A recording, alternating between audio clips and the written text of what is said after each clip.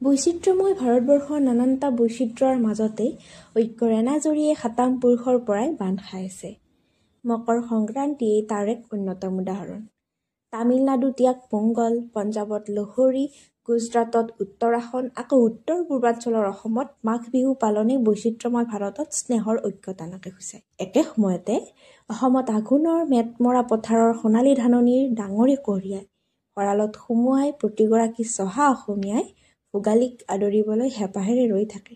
পুহ মাহৰ ঘন কুঁৱলীৰ আচ্ছাদন আঁতৰাই শীতৰ হাত ধৰি আহে মাঘ বিহু, কৃষিজীৱী উৎসৱ।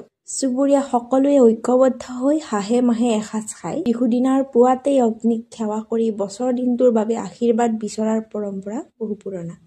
মাঘ বিহুৱে সদায় প্ৰতিজন কৃষকলৈ আশাৰ সঞ্চাৰ কৰক, ভঁৰালত ধানেৰে যাতে উপচি পৰক তথা প্ৰতিজন অসমীয়াৰ ঘৰত সুখেৰে কুলাই পাচিয়ে নধৰা হওক। শেষত লুইত ফেলো পৰিয়ালৰ তৰফৰ পৰা প্ৰতিজন অসমীয়ালৈ ভোগালীৰ আন্তৰিক ওলগ জনালোঁ। ধন্যবাদ।